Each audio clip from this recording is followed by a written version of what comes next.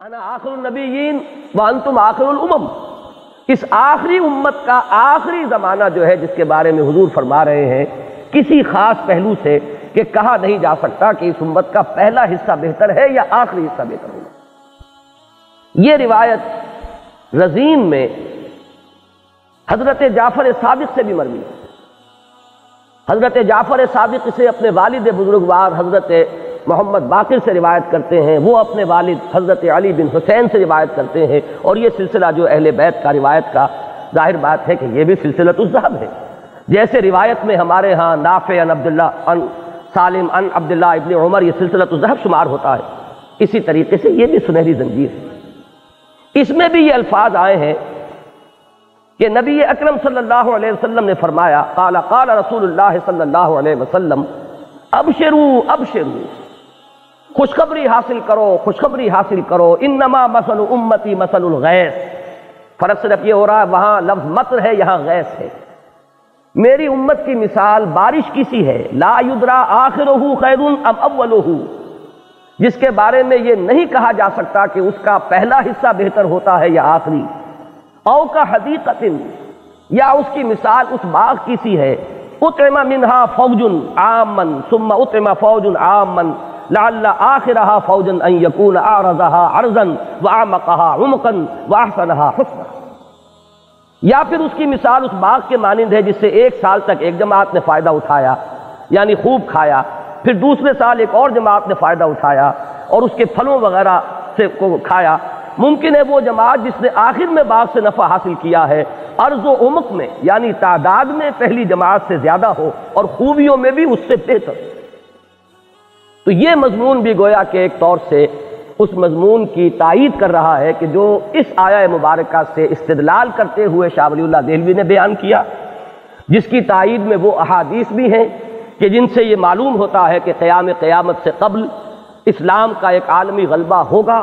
اس امت کا وہ جو آخری دور ہوگا وہ بہترین دور ہوگا، اور بعض پہلوؤں سے حضور نے اس کا تقابل اس اولین دور سے بھی کر دیا ہے کہ جس کی افضلیت مسلم۔ اب اگر وہ دور آنے والا ہے تو اس دور کے لیے جد و جہد یہ صرف ایک ذوقی سی بحث ہوگی کہ ہم اس جد و جہد کو احیاء اسلام کا نام دیں یا احیاء مسلمان کا نام دیں، احیاء ملت کا نام دیں، یہ صرف ایک بات جو ہے تعبیر کا فرق ہے، ورنہ حدیث شریف میں یہ الفاظ موجود ہیں۔ اسی مشکات میں وہ روایت ہے، حضور نے فرمایا صلی اللہ علیہ وسلم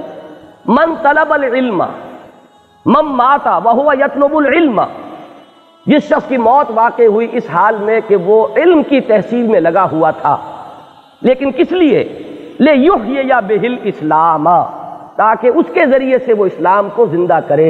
فَبَيْنَهُ وَبَيْنَ النَّبِيِّينَ دَرَجَةٌ وَاحِدَةٌ فِي الْجَنَّةِ، تو اس کے اور نبیوں کے درمیان صرف ایک درجے کا فرق ہوگا جنت میں، یعنی اس کا رتبہ صدیقین کے برابر ہو جائے گا۔ یہ بات اپنی جگہ صحیح ہے، اسلام ایک ابدی حقیقت ہے، اس پر موت وارد نہیں ہوتی، موت اس نسبت پر وارد ہوتی ہے جو مسلمان اور اسلام کے درمیان ہے۔ لیکن یہ کہ مجازن یہ بھی کہا جا سکتا ہے، اسی معنی میں ایک حدیث یہ بھی ہے کہ یوشک ان یاتی زمان، ایک وقت وہ آئے گا لا یبقى من الاسلام الا اسمہ ولا یبقى من القرآن الا رسمہ، ایک زمانہ وہ آئے گا کہ اسلام میں سے سوائے اس کے نام کے اور کچھ نہ رہے گا، اور قرآن میں سے سوائے اس کے الفاظ کے اس کے حروف یہ باقی رہ جائیں گے اور کچھ نہ ہو، یعنی اس کے حقیقی معنی معارف اور جو کچھ کہ اس کو ایک عملی شکل میں نظر آنا چاہیے، جس کو ابھی بجا طور پر علامہ اقبال کے اس شعر کے حوالے سے مرزا صاحب نے فرمایا کہ قاری نظر آتا ہے حقیقت میں ہے قرآن، وہ قرآن مجسم کہیں نظر نہیں آئیں گے، وہ معنی قرآن کے جو ہے عالم واقعہ میں کہیں نظر نہیں آئیں گے، ورنہ قرآن تو محفوظ رہے گا۔ اِنَّا نَحْنُ نَزَّلْنَا الذِّكْرَ وَإِنَّا لَهُ لَحَافِظُونَ، اسی بات کو علامہ اقبال نے ایک جگہ کہا ہے کہ رفت سوزے سینہ تاتار و کرد، یا مسلمان مرد یا قرآن مرد، یہ تاتار اور کرد جو اقوام تھی جنہوں نے ایک زمانے میں